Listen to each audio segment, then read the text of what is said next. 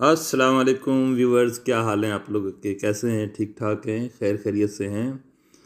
मैं अल्लाह का शुक्र है बिल्कुल ठीक ठाक हूँ। मैं हूँ आपका होस्ट अता अंजुम, इटली से आपसे मुखातिब हूँ और आपके लिए अपनी ज़िंदगी का एक सच्चा वाक़या बयान करने जा रहा हूँ। ये ऐसा वाक़या है जो मैं ज़िंदगी में कभी नहीं भूल सकता और आपसे रिक्वेस्ट है इसे आप पूरा सुने तो इंशाल्लाह आपको बहुत ही दिलचस्प ये वाक़या लगेगा। इसमें खौफ भी है, डर भी है और बहुत बड़ी नसीहत भी है मेरी स्टोरी के अंदर। दोस्तों, सबसे पहले तो आपका शुक्रिया, आप मेरी स्टोरीज़ को लाइक कर रहे हैं, सब्सक्राइब कर रहे हैं और जिन दोस्तों ने अभी तक सब्सक्राइब नहीं किया तो उनसे रिक्वेस्ट है वो प्लीज़ सब्सक्राइब कर लें ताकि आपको अच्छी अच्छी स्टोरीज़ मिलती रहें। दोस्तों, ये वाक़या जो मैं बयान करने जा रहा हूँ ये वाक़या है 1990 का। 1990 में मैं टोक्यो जापान में मुलाजमत करता था, काम करता था। तो वैसे तो मैं वहाँ पे 88, 89 और 90 3 साल से जापान में मैं आता जाता था। मैं वहाँ एक प्रेस में काम करता था। जो काम था मेरा उसमें बहुत बड़े बड़े पेपर्स थे मशीनों में, वो कटिंग होने के बाद मेरे पास आते थे जिसे हम बंडल बना के रखते थे। किताबें बनती थी, बुक बाइंडिंग का काम था वो। लेकिन उसमें जब पेपर कटिंग हो रही होती थी मशीन में, बारीक बारीक उसमें जो बूरा होता है, जो रुआं होता है, वो उड़ के सांस में जाता रहता था, जिसका मुझे नहीं एहसास हो रहा था उस वक़्त। मैं यंग था बिल्कुल। मुख्तसर बात करूं, 90 के अंदर मुझे एक बहुत बुरी खांसी शुरू हो गई। उसका इलाज मैं जापान में कराता रहा लेकिन उसका कोई रिज़ल्ट नहीं आया। तो माँ बाप जो होते हैं वो अपनी औलाद की एक एक रम्ज़ से वाकिफ़ होते हैं। जब मैं अपने वालिद साहब से बात करता तो मेरी खांसी नहीं रुकती थी। तो मेरे वालिद साहब ने कहा कि ये खांसी नॉर्मल नहीं है, ये मुझे कोई ख़तरे की घंटी है, तो बेटे आप फ़ौरन वापस आ जाओ। तो मैंने उनकी बात मानी। क्योंकि मैं सुकून में नहीं था, मैं पाकिस्तान वापस आ गया। पाकिस्तान आने के बाद मैंने वहाँ आम जो डॉक्टर होते हैं गली मोहल्लों के, उनसे इलाज शुरू कराया। कोई कुछ दवा देता, कोई कुछ दवा देता। खैर, चल रहा था सिस्टम। उसी दौरान मेरी बहनों की शादी भी आ गई। 2 बहनों की शादी हो रही थी, तो उस शादियों में भी मैं मसरूफ़ हो गया। ज़िम्मेदारी थी मेरी, मैं सब कुछ कर रहा था। इसी दौरान में हॉस्पिटल भी चेक कराया गया। तो हॉस्पिटल में पाकिस्तान में मेरी तकलीफ़ डायग्नोज हो गई। डायग्नोज ये हुई कि उसमें दिल की झिल्ली में पानी पड़ चुका हुआ था और वो फूल के गुब्बारे की तरह हो गई थी। तो डॉक्टर ने मुझे कहा कि आप फौरी तौर पे हॉस्पिटल में एडमिट हो जाएं। तो अभी शादी में दिन बाकी थे, तो मैं हॉस्पिटल में एडमिट हो गया। वहाँ मैं तकरीबन 15 दिन हॉस्पिटल में रहा। तो उन्होंने मेडिकेशन के ज़रिए उस पानी को सिरिंज के ज़रिए दिल की झिल्ली में से, जो गुब्बारे की तरह फूल गई थी, उसमें से पानी को निकाल दिया। उसके बाद उन्होंने कहा कि आप घर चले जाएं, ये मेडिसिन इस्तेमाल करें। अगर तो ये मेडिसिन से ठीक हो गया तो ठीक है, नहीं तो हमें ऑपरेट करना पड़ेगा। आपके हार्ट को खोल के ऑपरेट करना पड़ेगा, ऊपर से झिल्ली हटानी पड़ेगी। खैर, जब उन्होंने पानी निकाल दिया तो मैं बहुत खुश हो गया, मुझे बड़ा सुकून मिल गया। मैं वापस घर आ गया।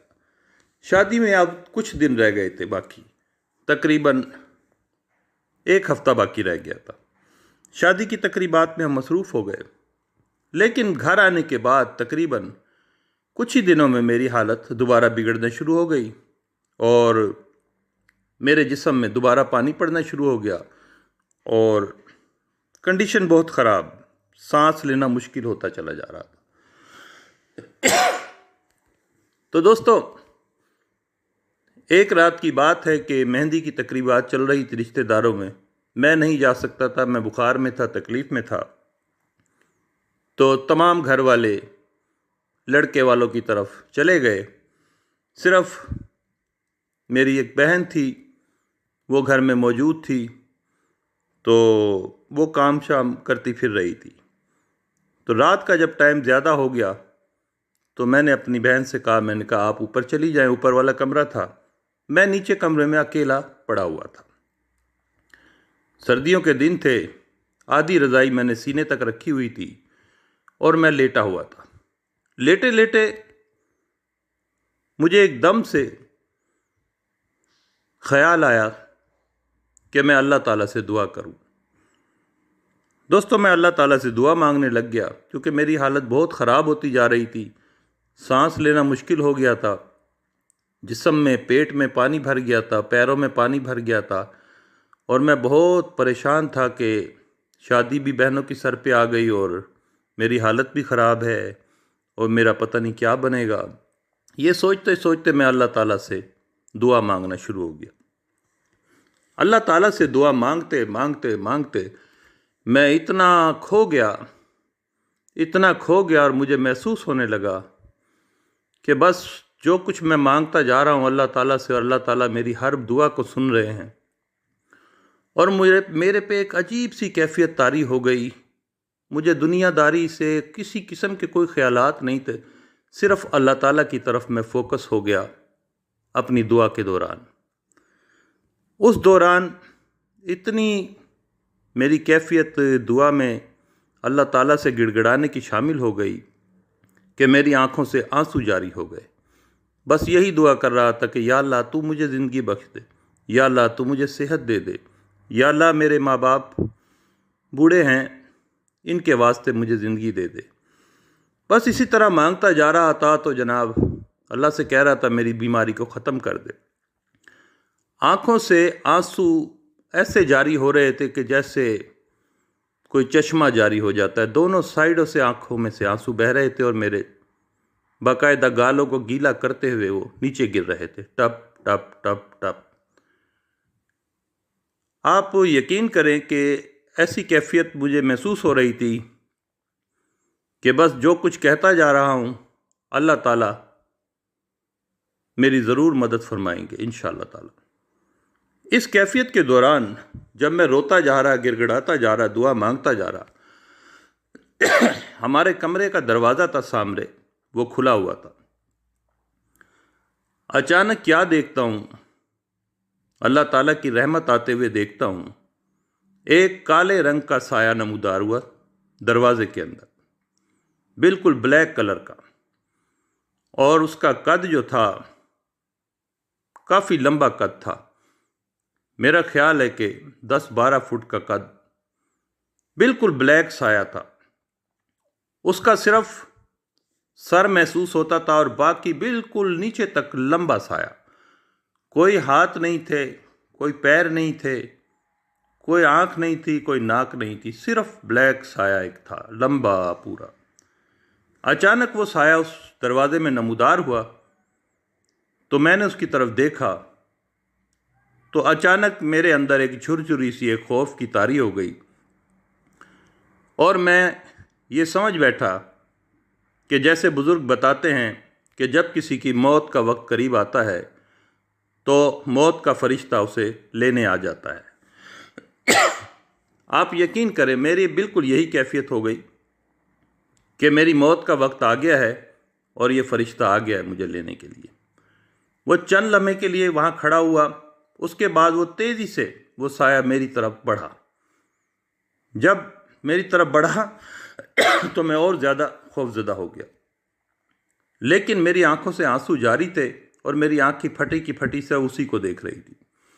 फिर वो आकर मेरे सिरहाने खड़ा हो गया, मेरे सर के पास खड़ा हो गया। जब वो मेरे सर के पास खड़ा हो गया तो मैं और ज़्यादा खौफज़दा हो गया कि अब मेरी मौत का वक्त करीब हो गया है। ना मेरी चीख निकली, ना मेरी आवाज़ निकली, बस एक अजीब सा मंज़र मेरे पे खौफ का तारी हो गया। वो साया एक लम्हे के लिए खड़ा था, उसके बाद वो नीचे झुका और उसने मेरे जिस्म को हाथ नहीं लगाया।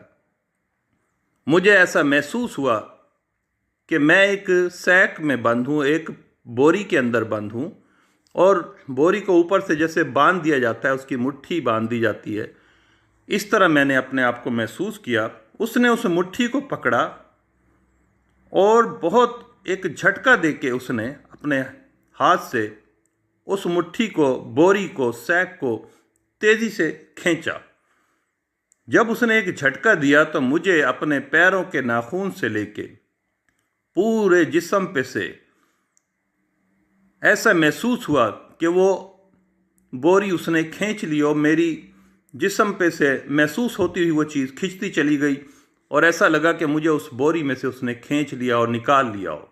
उस बोरी को खींच लिया मेरे जिस्म पे से, उसने झटका दिया और उसे खींच लिया। खींचने के बाद उसने मुझसे कुछ नहीं कहा, जैसे आया था वैसे ही मुड़ा और वैसे ही वो दरवाजे में चला गया, और दरवाजे में पहुंचते के साथ ही वो मेरी आंखों के सामने से एकदम गायब हो गया। ये एक ऐसा लम्हा था, एक ऐसा वाक़या था कि मैं आज तक भी उसे नहीं भूलता। वो गायब हो गया और मुझे कुछ भी नहीं कहा और वो चला गया। मैं बहुत परेशान, मैं दुआ मांगते मांगते अल्लाह ताला से, उस दौरान में ये मेरे से वाक़या हुआ तो मैं बड़ा एकदम मुझे चुप सी लग गई। उसके बाद कुछ ही देर के बाद मेरी बहन दोबारा ऊपर से नीचे आई, मेरे पास आई, कहने लगी भाईजान आपकी तबीयत कैसी? मैंने कहा हाँ मैं ठीक हूँ जैसा हूँ, लेकिन मेरे साथ अभी अभी ये वाक़या हुआ इस कमरे के अंदर। मेरी बहन भी बहुत परेशान हो गई, खौफज़दा सी हो गई। कहने लगी भाईजान अच्छा ऐसा वाक़या हुआ आपके साथ?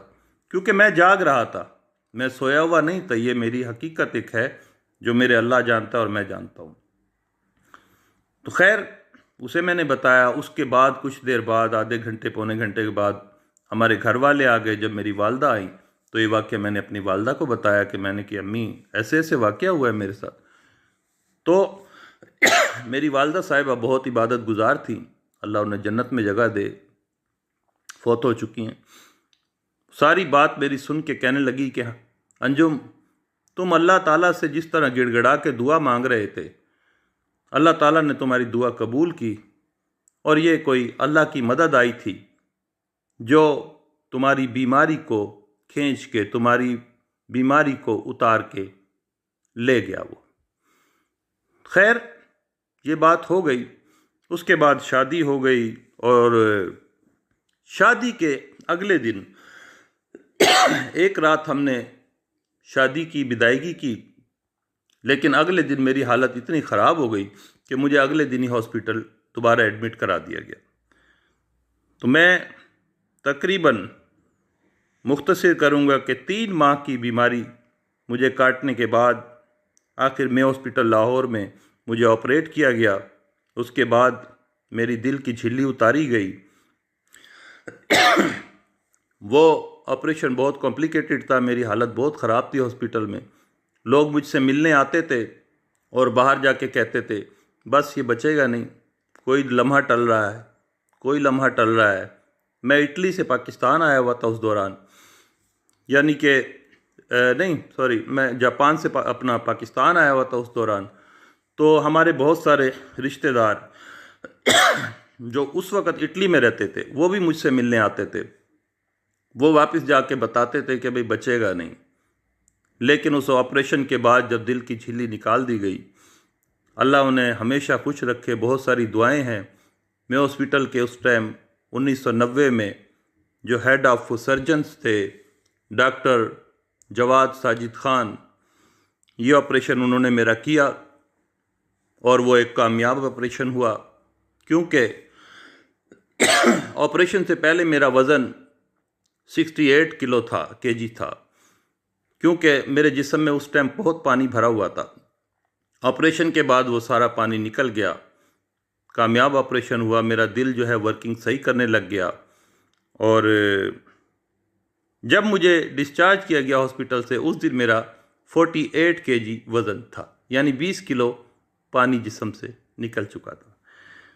तो दोस्तों, स्टोरी लंबी हो गई, लेकिन ये वाक़या ज़िंदगी का ऐसा था कि जिसे मैं आप लोगों से शेयर करना चाहता था।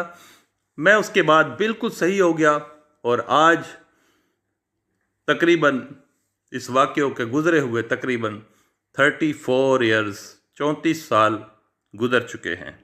उसके बाद से आज तक अल्लाह का इतना एहसान है कि मुझे कभी कोई तकलीफ़, सीरियस तकलीफ़ नहीं हुई, कोई ऐसी बीमारी नहीं हुई। उसके बाद फिर मैं सही हुआ।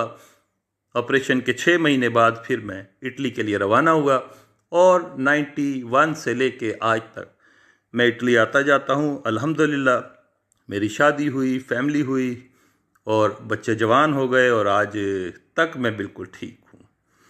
तो मेरा अल्लाह जब किसी को संभाल लेता है तो वो हमेशा के लिए उस पर रहमतें नाजिल हो जाती हैं।